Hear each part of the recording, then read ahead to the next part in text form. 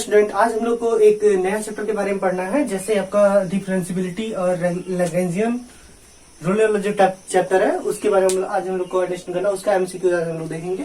जैसे यहाँ पे दिया हुआ है if f x differentiable function then इतना का वैल्यू क्या होगा।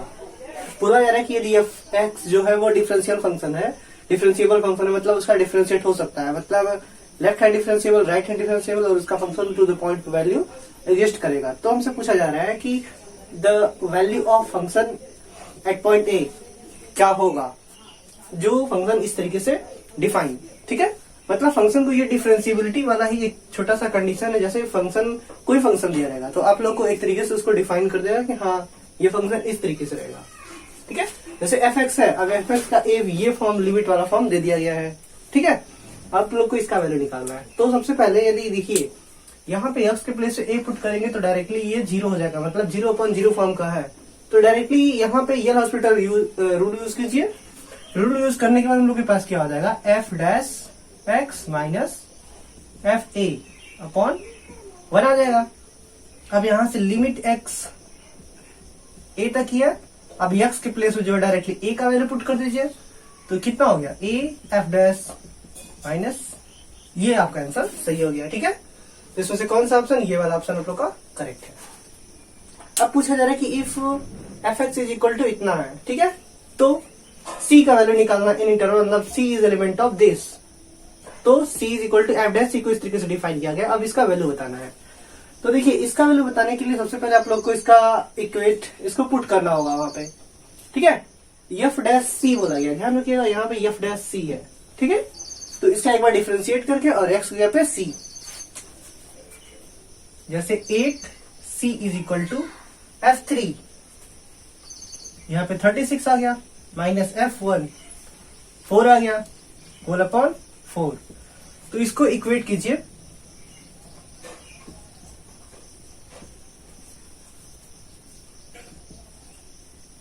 C इज इक्वल टू 1 आ गया।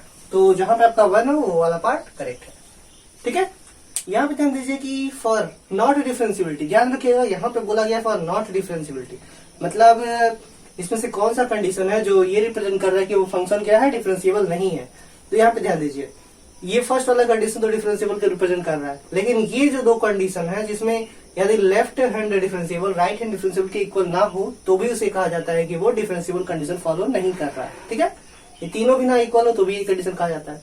मतलब यहाँ पे बी और सी दोनों वाला ऑप्शन करेक्ट है, ठीक है। यहाँ पे अपना क्वेश्चन नंबर 4 देखिए, कहा जा रहा है कि if the function this is the function, मतलब डिफरेंशिएबल होगा कौन सी कंडीशन के लिए, a1 is equal to 0, a0 is equal to a1 and a3 is equal to a2, ठीक है। इसमें से कौन से के लिए ये फंक्शन जो है वो डिफरेंशिएबल होगा। तो डिफरेंशिएबल के लिए left hand differentiable, right hand differentiable ये सब सेम होना चाहिए, ठीक है। अब यहाँ पे देखिए, मान लीजिए हम लेफ्ट हैंड डिफरेंशिएबल निकालते हैं तो x इज लेस देन 0 करेंगे। तो यहाँ पे जैसे ही इसको डिफरेंशिएट करेंगे, एक बार लेफ्टली डिफरेंशिएट किया जा रहा है, ठीक है। तो यहाँ से लेफ्ट डिफरेंशिएट करेंगे, जैसे जब x इज लेस देन 0 होगा तो यहाँ पे फंक्शन का वैल्यू क्या आ जाएगा, f x is equal to, यहाँ तो 0 हो जाएगा, यहाँ पे क्या हो जाएगा -a1, ठीक है। इसी तरीके से -a1x और यहाँ पे तो x स्क्वायर है, माइनस आ जाएगा तो वो भी प्लस हो जाएगा, a2x और यहाँ पे माइनस ऑफ a3x, क्या आ जाएगा यहाँ पे हो गया एक्स स्क्वायर, यहाँ पे हो गया एक्स क्यूब। अब इसको डिफरेंशिएट करते हैं एफ डैश एक्स, ठीक है, टू द पॉइंट 0 पे डिफरेंशिएट करते हैं। तो सबसे पहले ये वाला वैल्यू कांस्टेंट नील हो जाएगा, यहाँ पे कांस्टेंट सिर्फ -a1 बचेगा और सारा वैल्यू खत्म हो जाएगा। इसी तरीके से यदि हम राइट हैंड डिफरेंशिएट करें जब x इज ग्रेटर देन 0 तो हमारे पास क्या आ जाएगा, f x is equal to a0 plus, ये सारा का सारा प्लस साइन में आ जाएगा और इसका मॉड जो है वो हट जाएगा। अब यदि यहीं पे कंसीडर करिए, यदि इसका मॉड सारा का सारा हट जाए और ये सब पॉजिटिव साइन में रहे तो फिर इसका डिफरेंशिएट करेंगे तो हमारे पास कितना आ जाएगा, टू द पॉइंट 0 पे हमारे पास वैल्यू आ जाएगा सिर्फ a1। तो आप लोग को पता है कि डिफरेंशिएबिलिटी के लिए लेफ्ट हैंड डिफरेंशिएबल और राइट हैंड डिफरेंशिएबल दोनों सेम होना चाहिए। तो ये दोनों सेम हो गया, मतलब a1 minus a1 is equal to 8, यहाँ पे इस साइड वाला am, ठीक है। यहाँ पे भी -a1, यहाँ पे A1। अब इसको दोनों को इक्वल होना चाहिए, दोनों को इक्वल होने के लिए सिर्फ एक ही कंडीशन है कि A1 इज इक्वल टू 0 हो जाए। ठीक है, मतलब ये वाला पार्ट आपका करेक्ट हो गया। ठीक, यहाँ पे क्वेश्चन देखिए, कह रहा है कि the derivative of sine inverse x with respect to this. तो यहाँ पे कुछ नहीं करना, डायरेक्टली ये इनवर्स वाला फॉर्मूला है और ये भी इक्वल होता है किसके, ये भी जो होता है कॉस इनवर्स, ये इक्वल होता है साइन इनवर्स एक्स के। अब साइन इनवर्स एक्स का साइन इनवर्स एक्स के रिस्पेक्ट में डिफरेंशिएट करेंगे तो वैल्यू आएगा 1। तो ये वाला पार्ट करेक्ट हो गया। कहा जा रहा है कि the interval in which the Lagrange mean value theorem is applicable.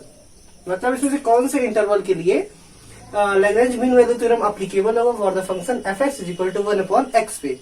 ठीक है, अब यहाँ पे देखिए, यहाँ पे यदि किसी इंटरवल में 0 आ जाता है तो 1/0 अनडिफाइन हो जाएगा, तो ना इसमें ये एग्जिस्ट कर सकता है ना इसमें एग्जिस्ट कर सकता है। ठीक है, यहाँ पे पॉइंट मिला, कुछ तो वैल्यू मिल रहा है, 0 से ग्रेटर तो है। ठीक है, तो ये वाला पार्ट आपका करेक्ट हो जाएगा। इस तरीके से इसको ढूंढ लेते हैं कि कौन सा वैल्यू इसके लिए अप्लीकेबल है। फंक्शन को अनडिफाइंड नहीं करना है। ठीक, उसके अकॉर्डिंग हमको इंटरवल एक बनाना पड़ेगा, जैसे यदि आपको ऑप्शन में दिया हुआ है तो। ठीक है, यहाँ पे अपने क्वेश्चन नंबर 7 देखिए, कहा जा रहा है कि let f x be a continuous function, मतलब f x is continuous function है on the closed interval this and differentiable in the open interval this.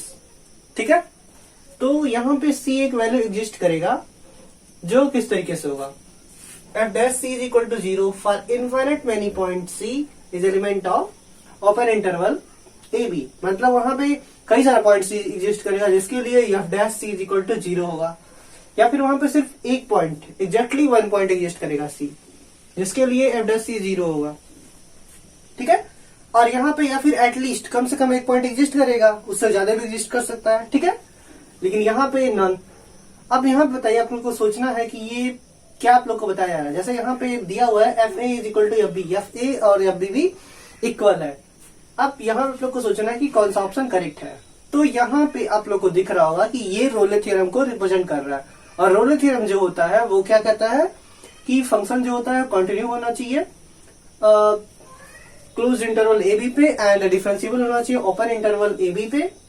ठीक है, तो वहां पे कम से कम एक पॉइंट एग्जिस्ट करेगा सी, जिसके लिए f dash c is equal to 0 होगा। ठीक है, और रोले थ्योरम में ये भी बताया जाता है कि वहां पे जो फंक्शन का अपर वैल्यू है और लोअर वैल्यू है, उस पे फंक्शन का वैल्यू, दोनों का वैल्यू सेम होना चाहिए। ठीक है, तो यहाँ पे एग्जैक्टली मतलब कम से कम एक पॉइंट एग्जिस्ट करना चाहिए, इसलिए आप लोग का ये वाला पार्ट करेक्ट हो जाएगा। ठीक है, अब यहाँ पूछा जा रहा है लेट एफ एक्स कोई इस तरीके से फंक्शन है और जी एक्स कोई इस तरीके से फंक्शन है, और जो सी, या फिर ये कहा जाए कि इन दोनों का जो एक्स जो है वो एलिमेंट है -1 से 1 तक का। ठीक है, तो रोले थ्योरम इज एप्लीकेबल, तब रोले थ्योरम एप्लीकेबल होगा एफ एक्स और जी एक्स पे, और एफ एक्स लेकिन जी एक्स पे नहीं। ठीक है, या फिर जी एक्स पे लेकिन एफ एक्स पे, या फिर इस तरीके से कंडीशन दिया हुआ है, तो आप लोग को सोच बताना कि कौन सा ऑप्शन करेक्ट है। तो रोले थ्योरम में क्या होता है, रोले थ्योरम में ये सबसे पहले तो उसका ये चीज सेम होना चाहिए एफ ए और एफ बी। अब यहाँ पे देखिए कौन सा कंडीशन में फॉलो हो रहा है। यदि हम लोग यहाँ पे भी -1 ले, इसे स्क्वायरिंग साइन है, यदि हम प्लस ले या फिर माइनस ले, दोनों वैल्यू सेम आने वाली है। ठीक है, यहाँ भी प्लस ले या माइनस ले, दोनों वैल्यू सेम आने वाला है, तो हमारे पास ये दोनों वैल्यू मिल गया, ये कंडीशन फॉलो करेगा।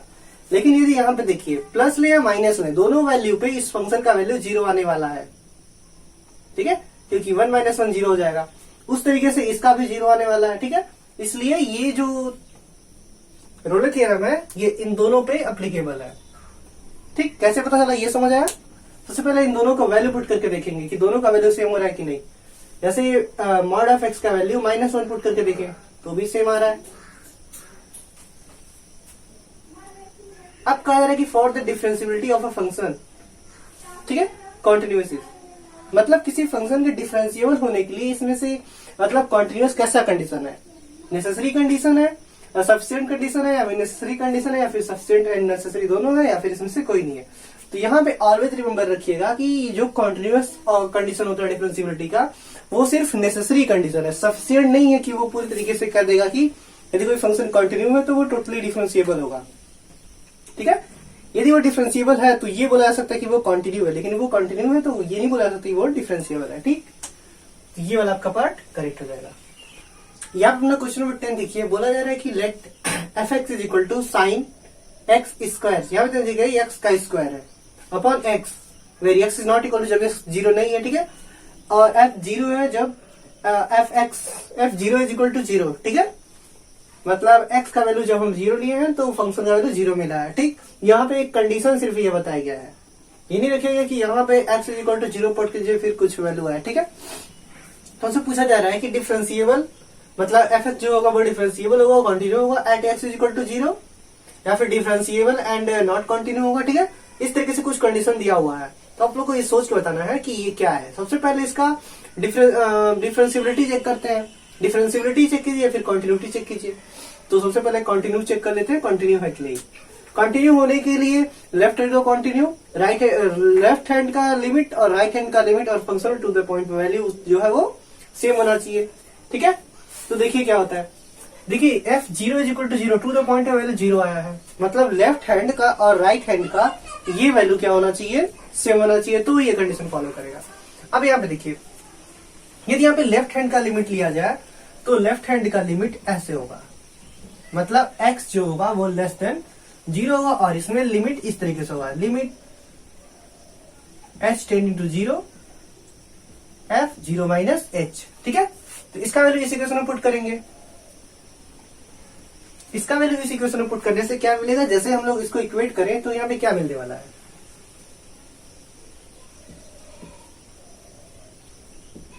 Limit h tending to zero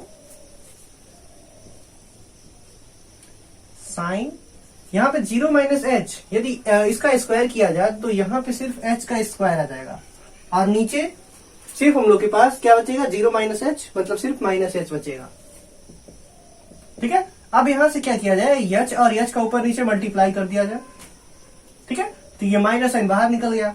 अब यहाँ पे आप लोग को ये कोई फार्मूला दिख रहा होगा, limit h tend to zero और साइन इस तरीके से कंडीशन हो तो इसका वैल्यू कितना होता है, 1 होता है, और यहाँ पे सिर्फ एच स्क्वायर, जब एच को टेंडिंग टू जीरो कराएंगे तो ये टोटल क्वांटिटी हो गई जीरो।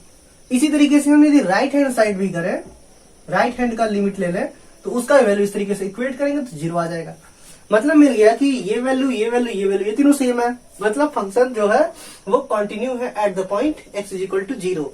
हम लोग को डिफरेंशिएबिलिटी के बारे में चेक करना है। अब डिफरेंशिएबिलिटी चेक इस तरीके से लेफ्ट हैंड का डिफरेंशिएबल चेक करते हैं, तो हो गया limit h tending to zero f zero minus h minus f not upon zero minus h, ठीक है, यही करते हैं। अगेन वही वैल्यू पुट कर दिया जाए, देखिए यहाँ पे जीरो माइनस एच पुट किया जाए तो एच स्क्वायर आ जाएगा, यहाँ पे माइनस एच बचेगा, इस माइनस इससे मल्टीप्लाई हो गया तो कितना हो गया, हम लोग के पास डायरेक्टली मिला limit h tending to zero sine h square upon h square, तो वैल्यू कितना आ गया 1, ठीक है। और यहाँ पे राइट हैंड का डिफरेंशिएबिलिटी दिया जाए